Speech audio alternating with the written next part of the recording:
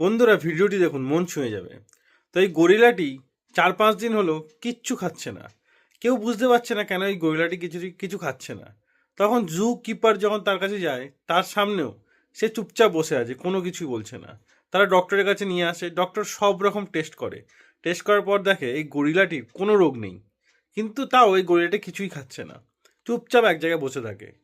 তো এই জু কিপাররা জানে এই গরিলাটি খুব ফুর্তিলা, সবসময় চাঙ্গা থাকে, হাসি খুশি থাকে। সবাই একে দেখতে এলে একেই খুব পছন্দ করে, কারণ এ খুব হাসি খুশি এবং সবার কাছে যায়, সবার সঙ্গে হাতে ইশারা করে কথা বলে। তো এবার জু কিপার ঠিক করলো যে পুরনো সিসিটিভি ফুটেজ দেখবে। তো পুরনো যখন সিসিটিভি ফুটেজ দেখা শুরু করলো 1 সপ্তাহ আগেকার, তখন দেখলো রোজ বাচ্চা মেয়ে হুইল চেয়ারে করে এসে সেই গরিলাটির সঙ্গে দেখা করতো, এবং সে যেখানে হাত রাখতো সেখানে গরিলাটি হাত রাখতো কাঁচের ওপার থেকে। কিন্তু এই গরিলাটি কখনো এই মেয়েটিকে ছুঁয়ে দেখেনি। প্রায় 3 মাস কন্টিনিউ এই বাচ্চা মেয়েটি এই গরিলার সঙ্গে দেখা করতে আসে, এবং গরিলাটি তার সঙ্গে খেলতো, তার সঙ্গে সময় কাটাতো। যতক্ষণ মেয়েটি থাকতো ততক্ষণ গরিলাটি খুশি থাকতো। জুকিপার ঠিক করলো এই মেয়েটির অ্যাড্রেস বার করবে। যখন অ্যাড্রেস বার করলো মেয়েটির বাড়িতে ফোন করে জানতে পারলো যে মেয়েটি কঠিন অসুখে ভুগছিল, এবং অসুখে ভোগার পর মেয়েটি মারা গেছে।